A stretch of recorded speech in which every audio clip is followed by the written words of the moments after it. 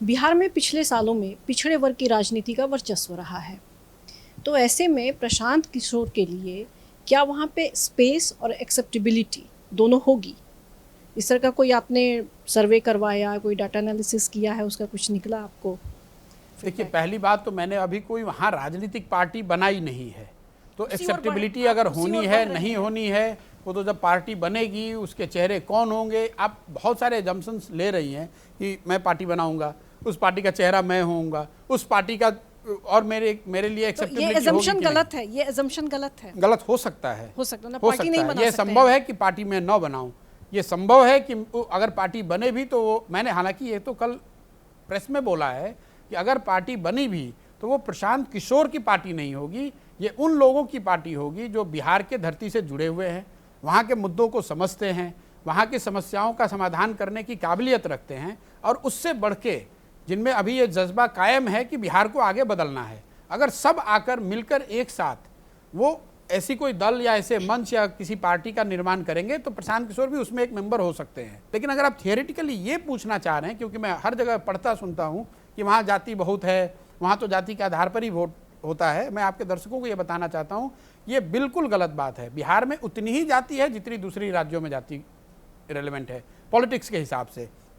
ये ऐसा लगता है लोगों को कि बिहार, उत्तर प्रदेश, मध्य प्रदेश में जाति का रोल ज़्यादा है, तमिलनाडु, आंध्र प्रदेश में कम है। ऐसी बात पहली बात तो है नहीं, ये पूर्वाग्रह को दिखाता है।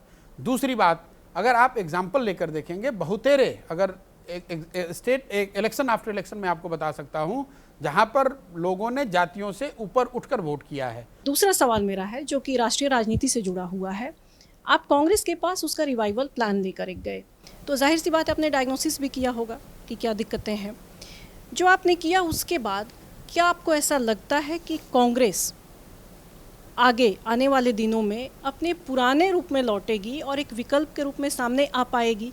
और अगर ऐसा नहीं होता है तो फिर जो जॉइंट अपोजिशन है एक तरह से, उसमें कौन सा एक ऐसा कोई चेहरा है आपके नज़रिए से जिसकी कि पैन इंडिया एक्सेप्टेबिलिटी हो और जो एक विकल्प दे सकता है 2024 में? देखिए, पहला जो कांग्रेस के साथ जो मेरी बातचीत हुई या जो भी मैंने ब्लूप्रिंट या जो भी अपनी समझ उनके साथ साझा करी, वो किसी एक चुनाव के नज़रिए से नहीं है। उसका पूरा आधार ये था कि आने वाले कुछ वर्षों में, 5, 7, 10 वर्षों में कांग्रेस को मजबूत कैसे किया जाए। अगर राजनीतिक दल के तौर पर कांग्रेस मजबूत होगी तो स्वाभाविक है कि उनको इलेक्शन में भी उसका फ़ायदा होगा। लेकिन पूरा जो ब्लूप्रिंट है या जो पूरी सोच जिसको साझा करा गया है, उसका आधार ये नहीं था कि आप गुजरात कैसे जीतेंगे, कि 2024 कैसे जीतेंगे, कौन चेहरा बनेगा, कौन चेहरा नहीं बनेगा।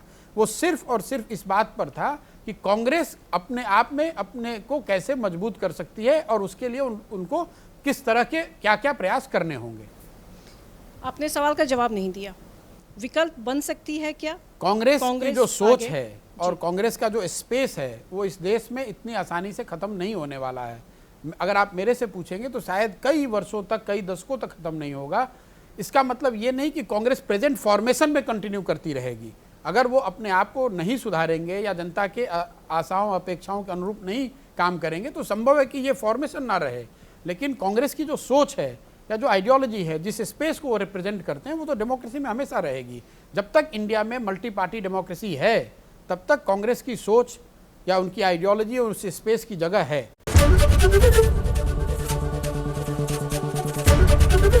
एबीपी न्यूज आपको रखे आगे।